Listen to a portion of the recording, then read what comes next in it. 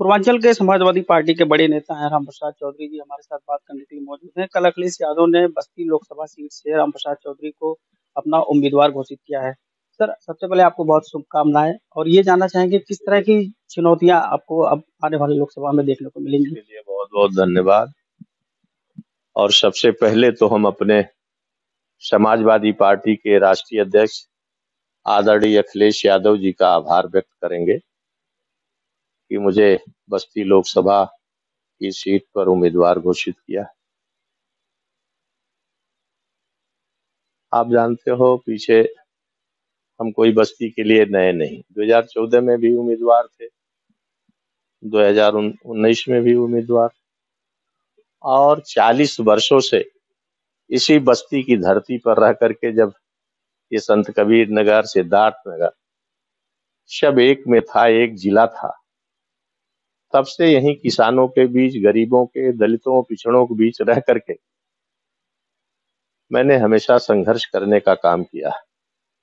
कभी गन्ना किसानों के भुगतान के सवाल पर, कभी मिल चलाने के सवाल पर, कभी गन्ने के दाम के सवाल पर, कहीं गेहूं धान के बिक्री के सवाल पर हमेशा संघर्ष करने का काम किया है। और उसी आधार पर राजनीति में लगातार 40 वर्षों से इस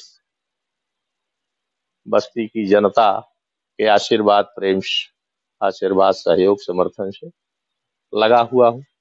और मुझे उम्मीद है कि आने वाले समय में जब भी चुनाव का डेट आए, तिथि आए, तो बस्ती के लोग आशीर्वाद, समर्थन, आशीर्वाद अपना देंगे। कुछ लोग कह रहे हैं कि आपका टिकट कंफर्म होने से बीजेपी के नेताओं की नींद उड़ी हुई है। अब ये भारतीय जनता पार्टी के लोग, हम कैसे किसी के पार्टी के विषय में टक्कर को लेके आप क्या मानते हैं, किस पार्टी से आपकी मुझे टक्कर? लगता है कि ये जो कोई बस्ती नहीं, मैं आपसे कह रहा हूं कि गाजियाबाद से लेकर के और बलिया तक जो पूरा उत्तर प्रदेश है, इसमें भारतीय जनता पार्टी और समाजवादी पार्टी की सीधी टक्कर होने वाली है। कितनी सीटें आप कहेंगे कि समाजवादी पार्टी इस बार लोकसभा में निकाल सकती है? अभी हम सीट की गिनती नहीं कर सकते।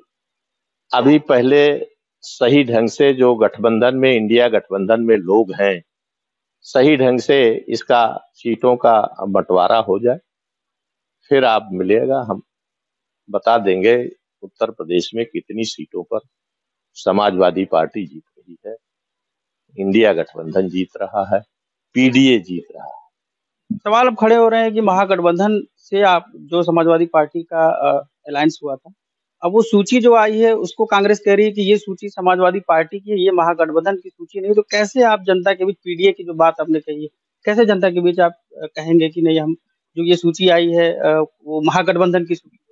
ये जो सूची आई है निश्चित रूप से महागठबंधन की है, और दोनों जो भी गठबंधन में शरीक हैं सबके सामंजस्य है। कांग्रेस तो कह रही है कि ये सूची अखिलेश यादव की अपनी सूची है, उनके पार्टी की सूची है, वो महागठबंधन की सूची नहीं है। नहीं है, ऐसा कहीं कांग्रेस ने नहीं कहा। कल बयान आया है नहीं, वो जिस भी नेता का बयान है उनको जानकारी नहीं होगी।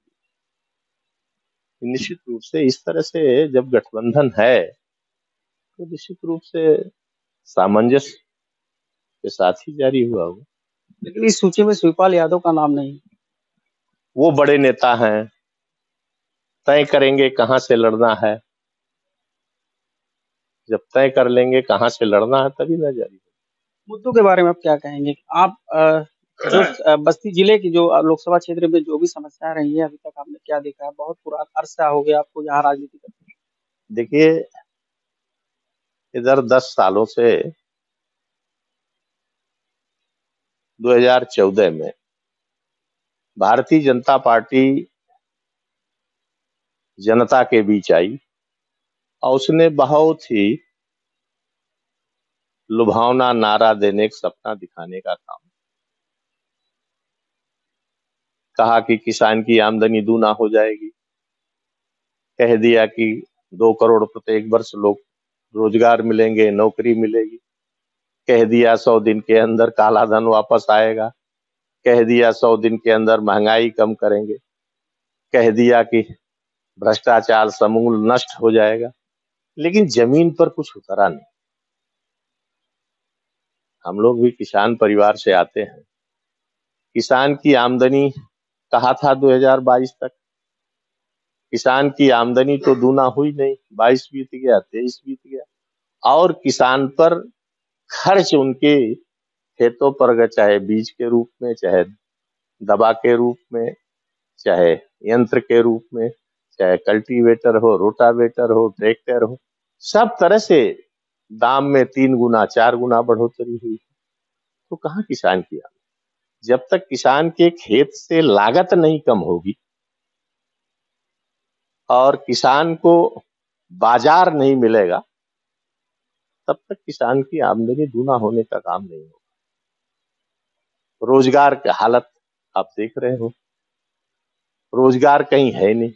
आप रोजगार की बात कर रहे हैं, बीजेपी हिंदुत्व और राम की बात कर रहे हैं।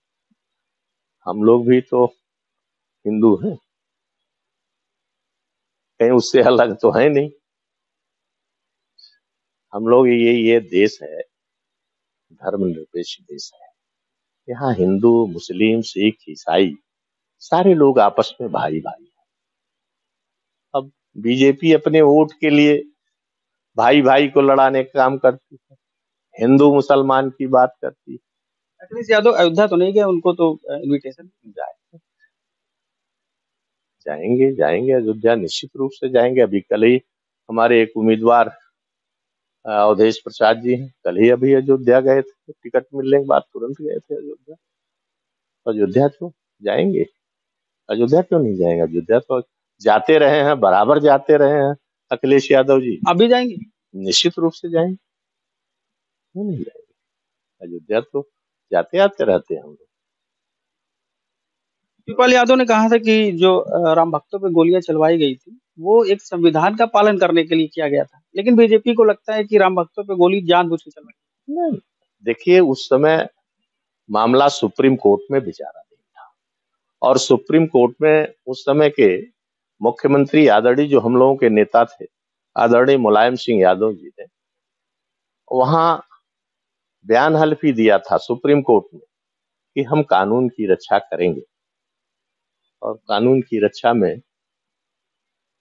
गोली चली थी, 2-4 लोग मारे गए थे। तो इसी मुद्दे को लेकर बीजेपी समाजवादी पार्टी को विलेन के तौर पर पेश कर रही है। बीजेपी को वोट की राजनीति करनी है।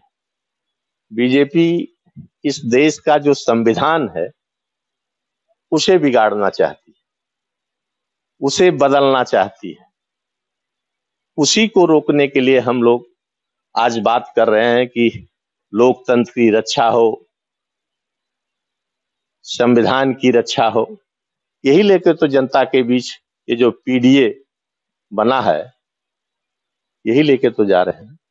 बहुत धन्यवाद हमसे बात करने के लिए। तो ये रामप्रसाद चौधरी जी थे जो तमाम मुद्दों पे हमसे बात की और कहा कि पीडीए जो है, समाजवादी पार्टी या महागठबंधन जो है, वो जनहित के मुद्दों को लेकर इस बार जनता के बीच उतरेगी। एबीपी न्यूज के लिए बस्ती से सतीश श्रीवास्तव।